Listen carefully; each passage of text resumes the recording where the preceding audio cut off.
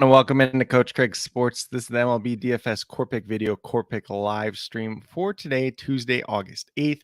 If you are brand new to my channel, checking out for the very first time, this is kind of the structure I'm going to go through as we were talking through everything today. We're going to go over a recap of yesterday's picks, see how they turned out, talk about the weather that could potentially be in play for tonight's games. Then we'll go over to FanDuel, talk about my core picks for today. There's going to be one pitcher, 4 hitters.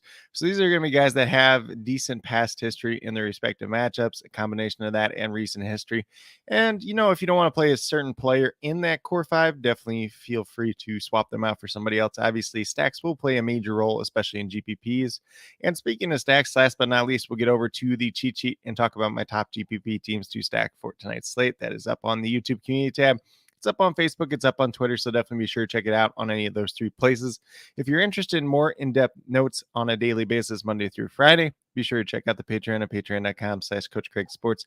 Hitter versus pitcher matchups in the past. And then we got pitchers, whether they are in play, and avoid or kind of a risky play somewhere in the middle, and then some potential top stacks on some of these bigger slates where more than 4 are out there that don't fit on the cheat sheet itself. But without further ado, we'll get started with a recap of yesterday's picks.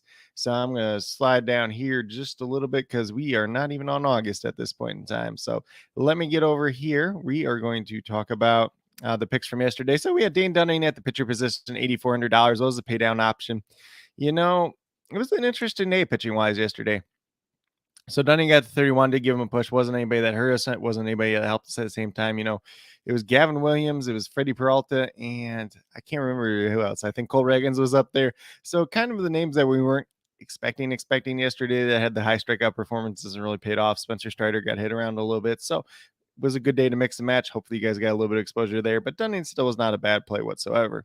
Then at second base, we had Marcus Semien. I believe he was $3,600, might have been $3,700. I wrote down 3,700. I think he was 36 though. He got to 6 points yesterday. Ultimately, just gave him a push. You know, it wasn't anybody that killed us, but it wasn't anybody that helped us at the same time. 0 for 3 yesterday. He did have 2 walks, though, so that kind of was the saving grace for him yesterday.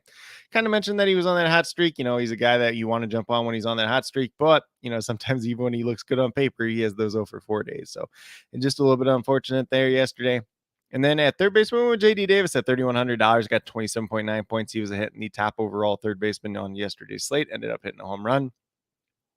And then Adolis Garcia in the outfield, $3,700, got to 12.2 points. So he was a hit. You know, solid play there, nothing too special, but wasn't anybody that killed us. You know, it wasn't anybody that's kind of middle of the pack, but he did help out our lineups a little bit. Could have been a little bit better. There's obviously some pretty big plays yesterday as well. A couple guys with multi-home run games. And then last but not least, we had Austin Slater going against the lefty. Looked like a pretty good matchup. Pay down option at $2,800. Unfortunately, went 0 for 3, so he was a miss yesterday. So that's kind of where we're at in terms of yesterday. A little bit of hit or miss there. If you had some other good plays, if you got to like Pete Alonso or someone like that, had a chance to cash in still yesterday, though. But with that being said, I'm going to stop sharing the screen. We'll get over to RotoWire and talk about the weather report for today.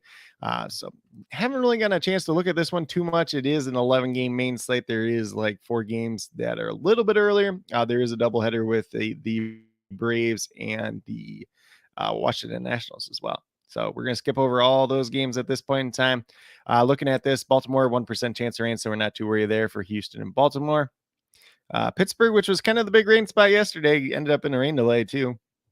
Only 1% chance of rain there today, so that looks pretty safe. Philadelphia, I guess we don't really have to worry about that one too much. It's the second game anyway, so it's not on the main slate. Out in Boston, 28% chance of rain, so we'll keep an eye on that one as the day moves along. If anything majorly changes, we'll leave that down in the comments. We get to 17% chance of rain in Cleveland, so nothing too major there. 6% in New York for the Mets and the Cubs. In Chicago, we got 16% for the White Sox and the Yankees. Nothing too major here at this point in time. Milwaukee's in the Dome. Los Angeles, 1% chance. Oakland, 1% chance. And then we get Dome for Seattle and Dome for Arizona. So nothing too crazy at this point in time. If anything, once again, if anything majorly changes throughout the day, we'll leave it down in the comments. So definitely be sure you're looking up as we get closer to lock. We'll also have the starting lineups for all the teams as they do come out down in the comments as well. So definitely be on the lookout for that. Like I said, especially as we do get closer to that lock time. But with that being said, we're going to get off the screen. We're going to go over to FanDuel and talk about my core picks for today. So So once again, if you're joining me for the very first time, I do one pitcher and four hitters. Try to break them up a little bit by positions and everything else like that, but it's going to be a combination of recent history plus past performances. So at the pitcher position, Max Scherzer looks like a very attractive play today. He is going against the Oakland A's, which, pretty much the worst team in baseball at this point in time. He's averaging about 34 fantasy points per game, $10,500. Going to be a high end upside for him. He did pitch once against Oakland last year, had 46 points against them, has yet to pitch against them in 2023. And then if you look at what Scherzer's kind of done in the season in totality, the 10 wins is really nice. The ERA over 4, not as much, but we have some pretty high end upside there. It's in Oakland, so it's a good favorable pitcher's park as well. He's been striking out guys in a pretty good clip as of late. 3 out of the last starts have been over 40 points. So it looks like a pretty solid, safe play with some good high end upside at the very same time. Then we go down to first base. So this is CJ Cron. He is at $2,800, which is a little bit of a value spot for him. The biggest thing for him really hasn't been hitting too many home runs as of late, but 253 average, 11 home runs, 36 RBIs, 9.5 fantasy points per game. So pretty decent for his respectable price tag there. Going against left-handed pitcher today in Alex Wood, who's going to be probably the primary pitcher. You never know what Giants at this point in time. If it's not Alex Wood, if it's not left-handed starter pitching, we might swap off of CJ Cron. Maybe that's why his price tag's down a little bit, but he's been pretty solid as of late. He's got 5 hits in his he's got a hit in 5 out of his last 6 games.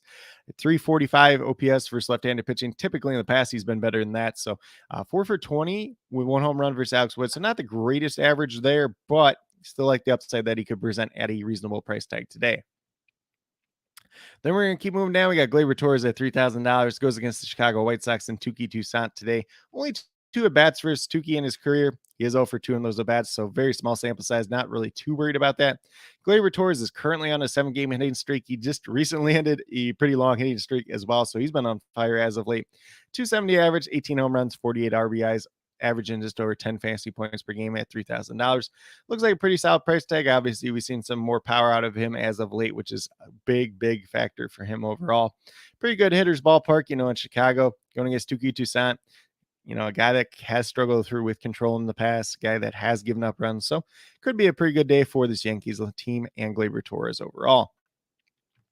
Then we're going to move down in the outfield. So we got another pay down guy here and Robbie Grossman at $2,500. Only a 223 average on the season, 8 home runs, 38 RBIs, but he is 3 for 6 with 1 home run versus JP Sears in his career.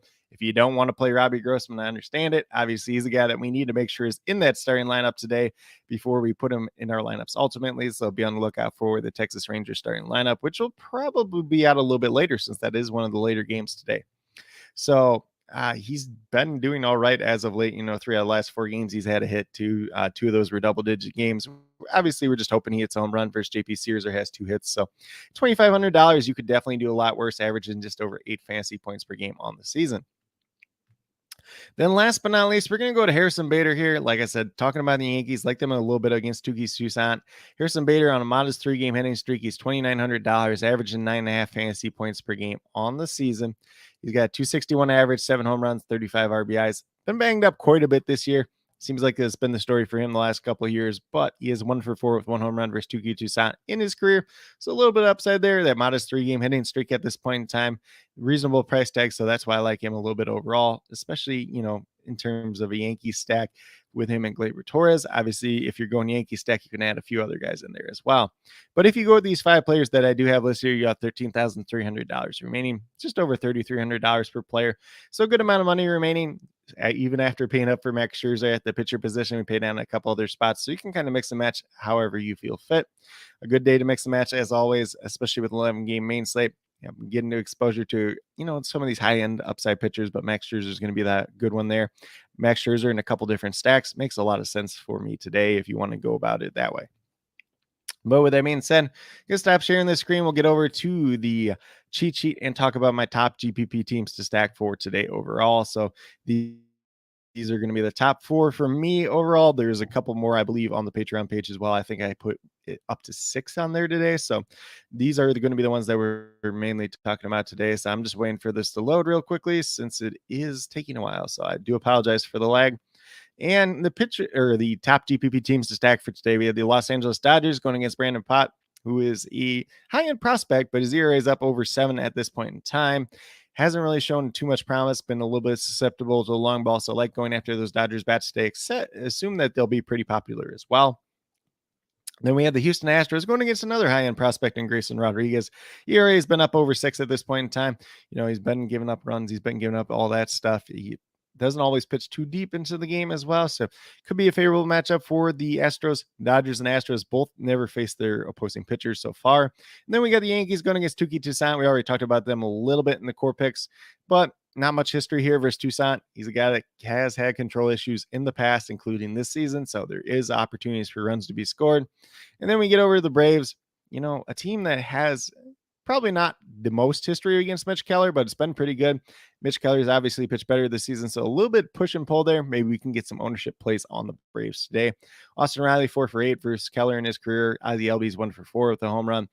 And then we got Ronald Acuna 2 for 8 with 1 home run. So kind of a couple different guys there, especially if you want to pay up for them, maybe a Matt Olson as well, and then pay down at the pitching position. A couple different low-end options out there as well. Lucas Giolito, if you want to take the Carlos Carrasco route at $6,000, it's a way to do it today, and he's got decent history in the past versus the Cubs as well. But with that being said, that's pretty much what I do have at this point in time in terms of core picks for today.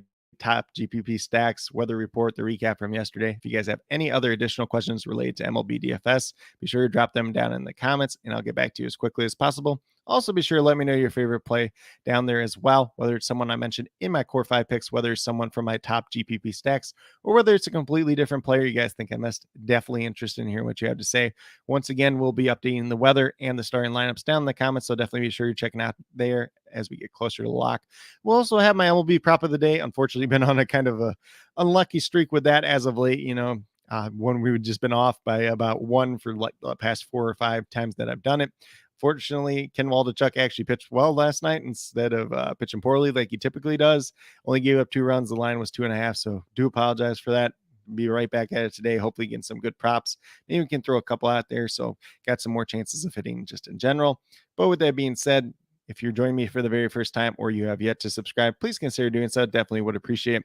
Helps with the community that we're trying to build here at Coach Craig Sports, which is one that's truly for you, the viewers, helping you with your DFS. Right now, we got MLB DFS Monday through Friday. We got CFL DFS once a week, typically on Wednesdays. So definitely be sure to check that out. As we get closer to the NFL season, once the NFL regular season rolls around, we'll be doing some NFL DFS content as well. But with that being said, that's all that I truly have at this point in time for today. Definitely do appreciate each and every one of you tuning in, whether you're watching live or on replay. Definitely means a lot to me. I hope that each and every one of you have a great rest of your day and some pretty good luck in MLB DFS tonight.